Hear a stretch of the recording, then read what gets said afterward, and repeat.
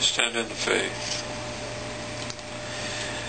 You talk about literal translations, and you go straight to Revelations. How the lake of fire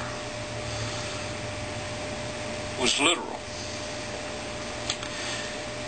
What does the very first verse in Revelations state?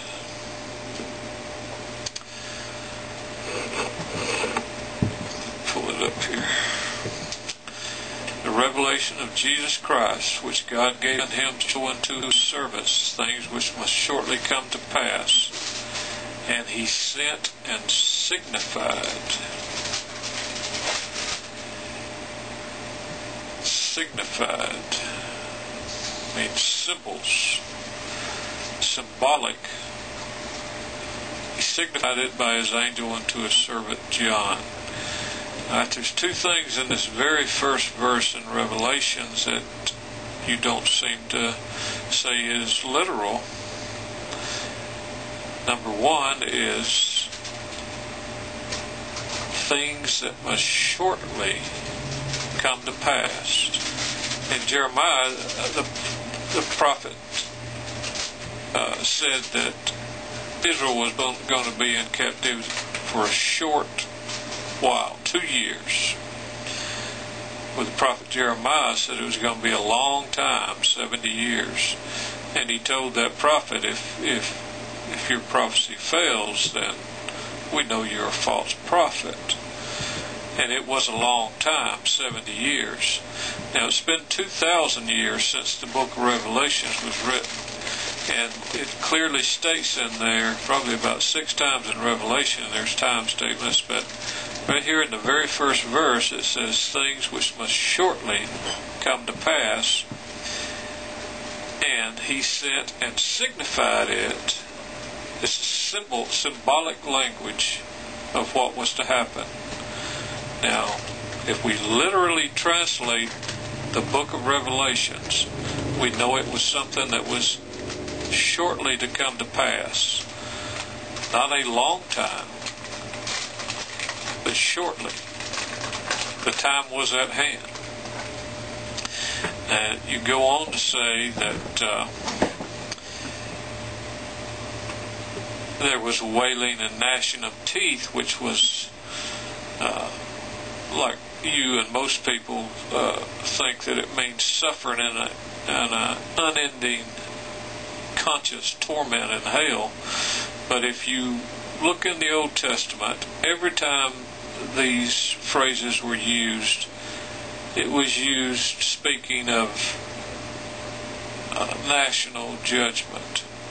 In Isaiah 22:12, speaking of the time Jerusalem would be destroyed by Babylon, Isaiah said, therefore in that day the Lord of hosts called you to weeping and wailing, to shaving your head, to weeping in sackcloth. And Isaiah 16:9, or Jeremiah 9:1, and Jeremiah 48:32, the entire book of Lamentations contains such language as Jeremiah lamented the destruction of Jerusalem by Babylon. In the New Testament, James 5:1 uses the same kind of language to describe the weeping of the rich for the fear of God's imminent judgment on Jerusalem. Come now, you rich, weep and howl for your miseries that are coming upon you. Your riches are corrupted, and your garments are moth-eaten. There's several passages that talk of weeping. And on gnashing of teeth in particular, and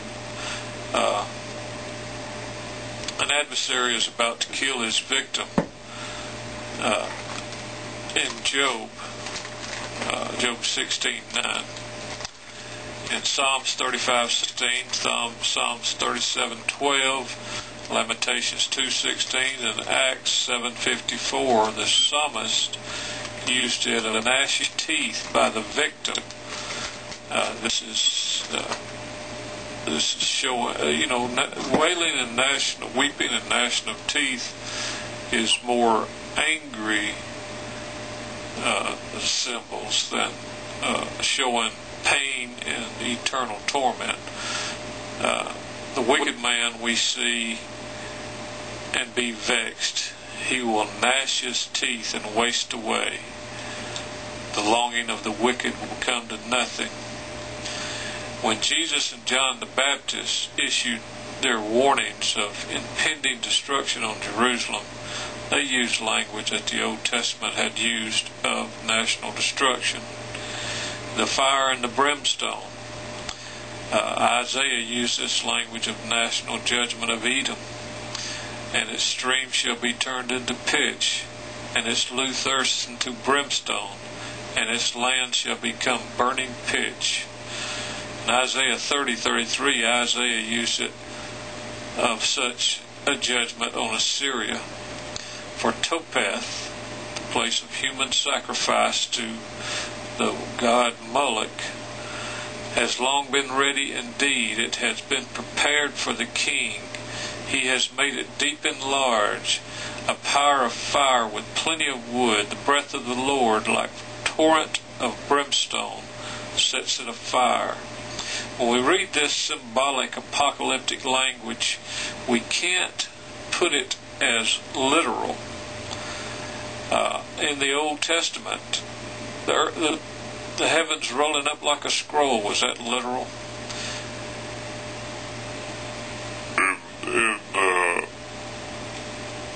You talk about in Revelations it says their torment will last forever and ever. Isaiah used this language of national judgment against Edom in Isaiah 34:10. It shall not be quenched night or day. Its smoke shall go up forever. From generation to generation it shall be desolate. None shall pass through it forever and ever. In Revelation, it's the smoke of their torment that goes up, goes up forever and ever.